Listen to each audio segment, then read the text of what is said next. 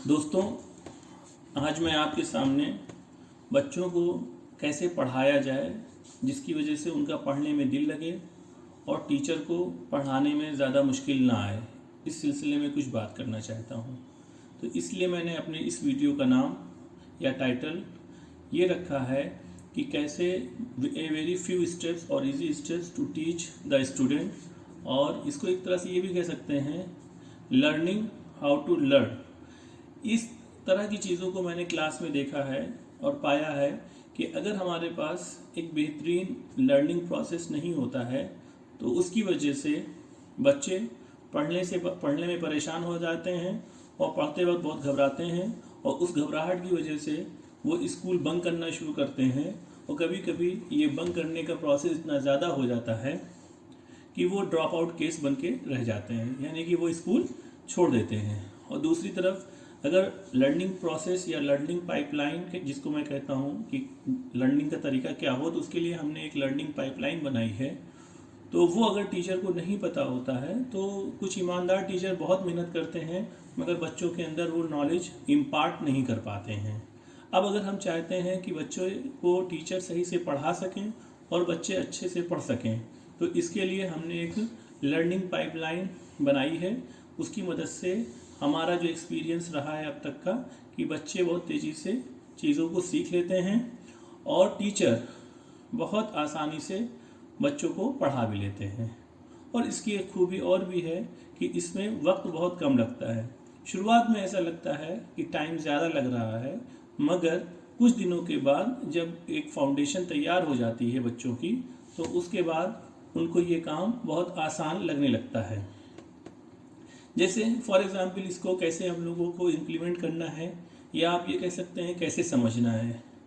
तो देखिए क्या होता है कि हम कोई किताब पढ़ते हैं, किताब रीड करते हैं, तो उसमें से पहले जैसे क्लास में कभी भी टीचर आते हैं तो क्या करते हैं, कहते हैं बच्चों किताब खोलो पढ़ो।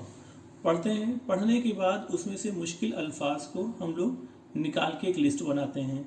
मुश्किल अल्फाज को लिस्ट बना के उसको पढ़ने की एक तरीके का टेक्निक है जिसको हम लोग सेलेबल कहते हैं। तो हम उसको सेलेबल के ज़रिए से पढ़ाने का तरीका बताएं टीचर्स को, और टीचर ताकि बच्चों को पढ़ाएं। तो अगर सेलेबल से पढ़ाते हैं तो उसका फ़ायदा ये होता है कि बच्चों को पढ़ने में आसानी होती है, उनका प्रोनाउंसिएशन सही हो जाता है।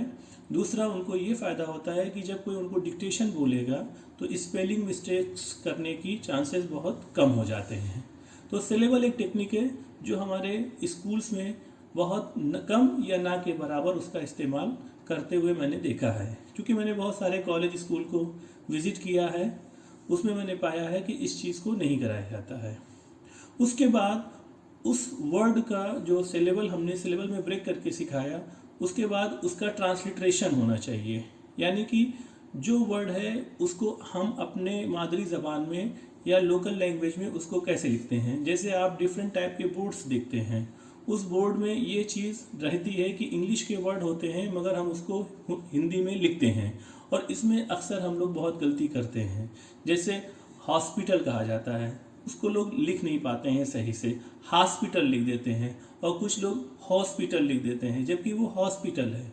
जैसे मॉल है, हॉल है, हॉस्टल है, और इस तरह से नेशनल वर्ड है कि इस तरह की चीज़ें मैंने देखी हैं। और ये इस वजह से सही से लिख नहीं पाते हैं क्योंकि उस इंग्लिश के वर्ड का हमारे लैंग्वेज यानी कि हिंदी के अंदर उसका ट्रांसलिट्रेशन कैसा होना चाहिए, किस तरह से लिखा जाता है, ये चीज़ हम उनको नहीं बताते हैं। तो यानी कि पहला काम हमें ये करना चाहिए कि पहले हम रीडिंग करवाने के बाद उसमें से हार्ड वर्ड या मुश्किल वर्ड को निकाल लें, और उसके बाद सेलेबल में उनको तोड़ लें ताकि उनका प्रोनाउंसिएशन और स्पेलिंग मिस्टेक ना होने पाए। उसके बाद उनका ट्रांसलिट्रेशन हो। ये ट्रांसलिट्रेशन ये होता है कि इस तरह से समझ लीजिए कि वो वर्ड इंग्लिश का उसकी मादरी ज़बान में समझ में आ जाने के बाद गोया कि वो उसके दिमाग में यानी कि बच्चों के दिमाग में बिल्कुल प्रिंट सा हो जाता है मजबूती के साथ। उसके बाद हमें उस वर्ड की मीनिंग बतानी होती है। उसके लिए हम लोग जनरली वर्ड मीनिंग एक कॉलम खींचते हैं वर्ड का, दूसरा मीनिंग का, और वर्ड मीनिंग लिखा देते हैं। बल्कि एक और टेक्निक है जिससे कि वर्ड से मीनिंग कैसे निकाली जाती है ये बताया जाता है, जिसको PRS कहते हैं। जिसका मतलब ये है full form prefix, root and suffix. तो ये हर एक वर्ड ये 3 में टूटता है। तो बहुत सारे वर्ड में प्रीफिक्स, रूट, सफिक्स तीनों चीज़ें पाई जाएंगी, और किसी में प्रीफिक्स हो भी सकता है नहीं, किसी में सफिक्स हो भी सकता है नहीं, बट सारे वर्ड में रूट होना इम्पॉर्टेंट है। No word can exist without root, यानी कि रूट के बिना कोई भी वर्ड का वजूद नहीं हो सकता है। तो ये बच्चों को जब हम बताएंगे तो उससे उनके अंदर वर्ड का फॉर्मेशन करने का एक टेक्निक डेवलप होगी, उससे वो मीनिंग को ड्राइव कर सकते हैं, पता लगा सकते हैं। तो इससे उनको ये फायदा हो जाएगा, जैसे वर्ड से मीनिंग निकालना है वो बताया जाएगा, और उसके बाद एक उनको प्रीफिक्स और सफिक्स की लिस्ट दी जाए, ताकि ये प्रीफिक्स लगने से ये वर्ड में चेंज आता है और ये सफिक्स लगने से ये वर्ड में चेंज आता है। तो उससे बच्चों को मैथमेटिकल एक्सप्रेशन के हिसाब से उनको मीनिंग समझ में आना शुरू हो जाती है। अब जब एक मोटे तौर पे उनको मीनिंग का आइडिया हो गया, फिर वो थोड़ा सा अगर डिक्शनरी से एफर्ट करें थोड़ा और, तो डिक्शनरी से कंसल्ट करके बाकी सारी चीज़ों को वो और क्लियर कर सकते हैं कि इसका बहुत ही इलाबोरेटिव सेंस ऑफ मीनिंग क्या बन सकता है। उसके बाद उसका वो यूज़ करें अपने सेंटेंसेस में, और एक यूज़ तो उस टेक्स्ट में ही दिया होगा, यानी कि बुक में दिया होगा। फिर दूसरा यूज़ वो अपना क्रिएटिविटी पैदा करने के लिए सोचें और 1 से 2 से 3 एग्जाम्पल ला सकते हैं। वो सिचुएशन भी क्रिएट की जाए जिसमें वो सारे वर्ड का इस्तेमाल किसी स्टोरी में वो आ जाए।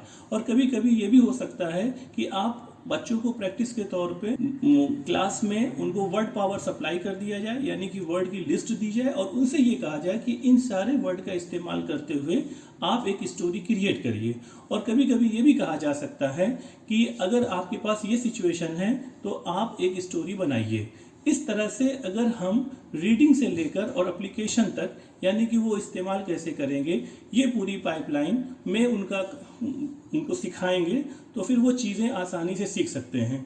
मैं एक बार फिर से लर्निंग पाइपलाइन को रिवाइज करना चाहता हूँ, ताकि कोई भी उसमें कन्फ्यूज़न ना रहे, और ये चीज़ें आपको डिस्क्रिप्शन में भी नज़र आ जाएंगी।